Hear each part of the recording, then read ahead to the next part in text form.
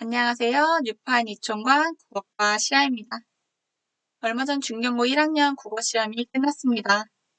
중간고사가 어떻게 나왔는지 분석을 해야 기말고사에는 대비를 잘 할 수 있겠죠. 그래서 오늘 영상은 중간고사가 어떤 식으로 출제되었고 기말고사는 어떻게 대비하면 좋을지 안내드리고자 영상을 찍게 되었습니다. 왼쪽에 PPT 화면 보시면서 안내 들으시면 되겠습니다. 자, 중간고사 독점 분석 탕탕탕 시작하도록 하겠습니다. 중경고 1학년 중간고사는요, 다음의 특징이 있다고 저는 봤습니다. 첫 번째로는 시험 범위가 굉장히 많았고요. 두 번째로는 고난도 유형과 많은 외부 작품이 출제되었습니다. 세 번째로는 세분화된 문항별 점수입니다. 자, 첫 번째로 많은 시험 범위부터 보시겠습니다. 이 작품들이 아이들이 실제 공부한 시험 범위입니다.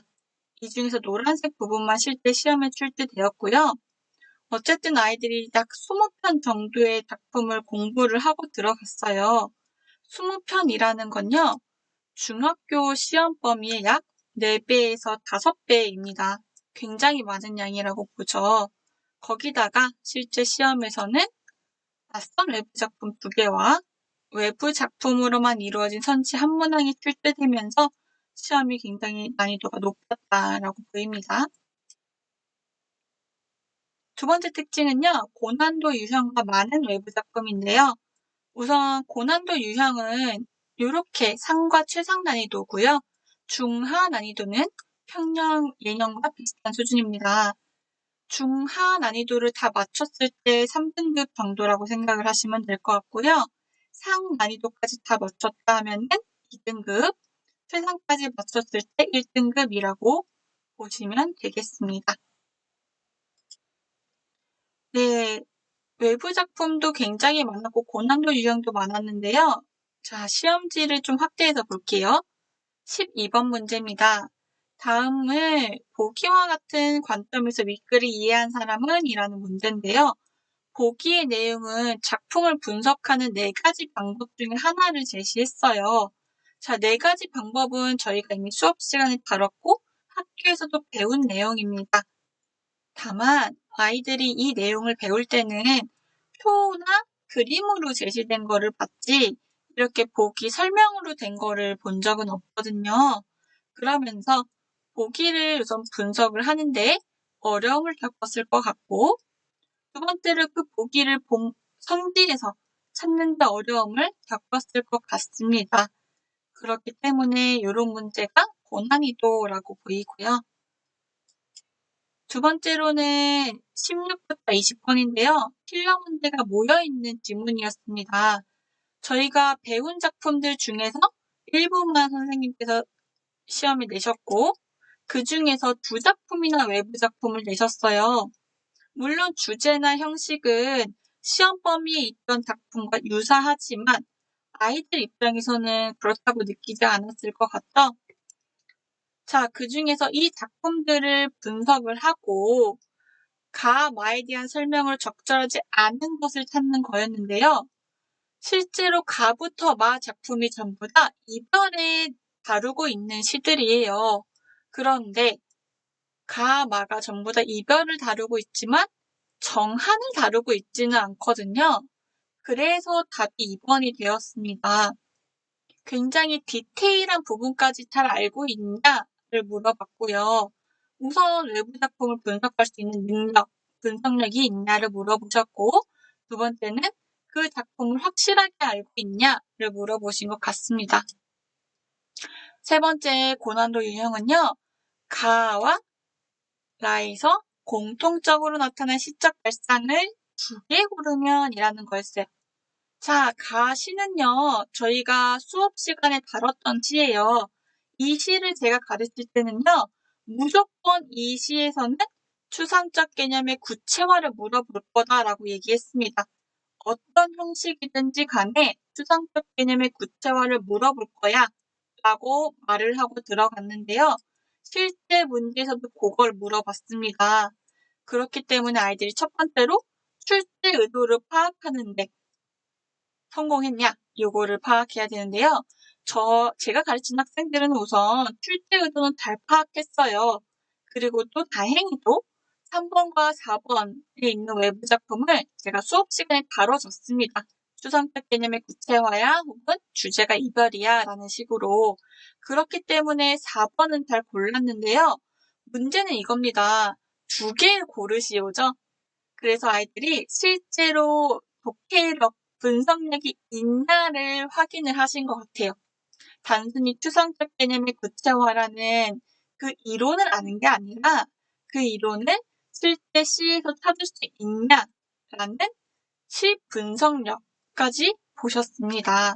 그래서 저는 최고 난이도의 문제였다라고 봅니다. 이렇게 시험이 어려운 문항이 많았는데요. 아이들도 잘 볼 거라고 생각을 하셨나 봐요, 선생님은. 배점을 3점부터 3.7점까지 0.1점 차이로 총 8개의 구간을 만들어 놓으셨어요. 이 말은요, 똑같은 문제, 한 문제를 틀렸을 때, 동일하게 한 문제를 틀렸을 때 몇 배점짜리의 문제를 틀렸냐로 등급을 나누겠다라는 의도예요. 5평을 넣으신 것도 마찬가지입니다. 아이들이 정확하게 알고 있는지 서술형 대신 5평을 넣으신 거고, 배점을 세분화함으로써 등급별 구간을 확실하게 정하겠다라는 의도로 보여요. 자, 그래서 중견고의 시험을 좀 정리하면요. 우선 선생님께서 많은 작품을 다루고 계시죠? 많은 작품을 다룬다는 거는 수능형 수업을 의미해요. 많은 작품을 통해서 아이들이 수능을 대비할 수 있게끔 하겠다라는 의도로 보이고요. 등급 간의 구간을 확실하게 나누겠다라는 의도도 보입니다. 그렇기 때문에 앞으로 기말고사인데 이렇게 공부하시면 될 것 같아요. 첫 번째로는 핵심을 파악하는 겁니다. 작품이나 그 해당 단원에 무조건 나오는 것, 이거는 다른 유형으로 바뀌어도 무조건 물어볼 수밖에 없는 것이라는 걸 파악을 해야지만 선생님의 출제 의도를 흔들리지 않고 가져갈 수 있을 것 같고요. 두 번째는 독해력 증진입니다. 선생님이 많은 작품을 가르친다고 말씀드렸잖아요. 그 말은 수능형 공부를 하겠다, 시키겠다라는 의미예요. 그렇기 때문에 수능형 공부를 하면서 동시에 분석력과 응용력을 높여야지만 앞으로 시험에 잘 높은 점수를 받을 수 있을 거다라고 예측이 됩니다. 그렇다면은 1번이 출제 의도 파악은 어떻게, 독해력 증진은 어떻게 해야 되냐라는 건데요. 출제 의도는 저는 아이들에게 작품별 핵심을 정리하라고 해요. 문제를 많이 풀어봤으니 여기서는 뭐가 나올지 알 수 있지 어떤 게 나올까라고 한 번 더 정리를 시킵니다. 그러면은 단순히 제가 수업을 해서 정리를 해주는 것뿐만 아니라 아이들이 직접 읽고 정리함으로써 다있게 될 수 있겠죠. 두 번째로 독해력 증진은요. 사실 이 5월 한 달 동안 많은 문제를, 많은 유형을 풀어봐야 돼요. 수능이나 모의고사에서는 늘 낯선 작품이 나오게 되잖아요. 그런 낯선 작품에 내가 아는 것을 적용할 수 있는가를 연습을 해야 됩니다. 그래서 저는 수업을 이렇게 진행을 하고 있어요. 5월 한 달간은 일요일 6시부터 10시까지 4시간 수업을 진행을 하고요. 주 2회 모의고사를 풀고 있습니다. 하나는 저희가 수업 시간에 쉴 때 시험과 동일하게 OMR까지 작성하면서 풀고 바로 해설을 하고요. 하나는 숙제를 줘서 아이들이 질문을 하는 걸 풀어주거나 제가 생각하기에 필요하다고 하는 부분을 같이 수업 시간에 다룹니다. 그렇기 때문에 아이들은 매번 새로운 지문, 새로운 유형으로 적응력을 확인할 수밖에 없죠. 그렇게 하면서 독해력과 분석력을 높이는 수업을 진행하고 있어요. 여기까지가 제가 생각하는 중간고 1학년 중간고사 시험의 특징이었고요. 어떻게 대비해야 되는지까지 말씀드렸습니다. 여기까지 뉴파인 이촌 중고등관의 국어과 시야였습니다. 감사합니다.